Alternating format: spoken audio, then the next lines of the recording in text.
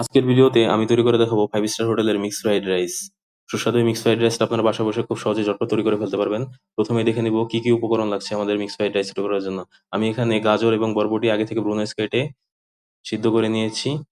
আর এখানে Chinese cabbage এবং spring onion. আর আমি চিকেন এবং প্রনটা আগে থেকে কর্নফ্লাওয়ার, ডিম এবং লবণ দিয়ে ডিপ ফ্রাই করে নিয়েছি। চিনি গুঁড়া চাল ব্যবহার করছি আমি ফ্রাইড রাইসের জন্য।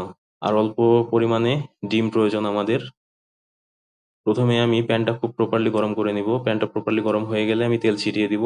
তেলটা গরম হয়ে যাবে যখন, তখন আমি এর ভিতরে গার্লিক কিমাটা ছেড়ে দিব। গার্লিক কিমাটা ছেড়ে দিয়ে প্রপারলি ফ্রাই করতে থাকবো। ফ্রাই হয়ে গেলে এর মধ্যে আমি ফেটানো ডিমটা ছেড়ে দিব। ফেটানো ডিমটা ছেড়ে দিয়ে আস্তে আস্তে নেড়ে চেড়ে ফ্রাই করে নিব। যখন এটা ফ্রাই হয়ে যাবে তখন আমি এর ভিতরে ব্রুনোইস কাটা ভেজিটেবলটা ছেড়ে দিব।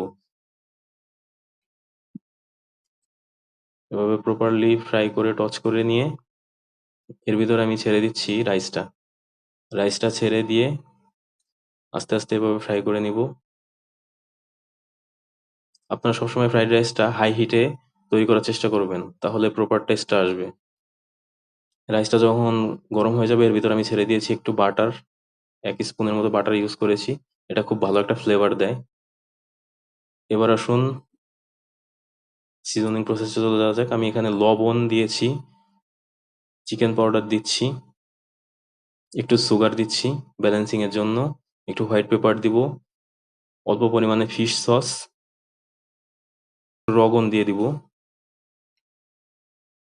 সিজনিং হয়ে গেলে প্রপারলি আরেকটু ফ্রাই করে নিব যেন মশলাটা খুব ভালোভাবে মিশে যায়।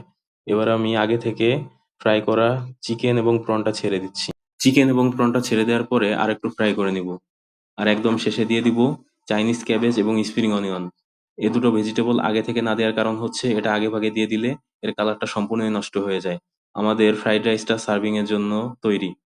সার্ভিং ডিশে ফ্রাইড রাইসটা ঢেলে এর উপর দিয়ে আগে থেকে তৈরি করা গার্লিকের ব্রেস্টটা ছিটিয়ে দিয়ে সার্ভ করার জন্য পাঠিয়ে দিব। এতক্ষণ সাথে থাকার জন্য অসংখ্য ধন্যবাদ।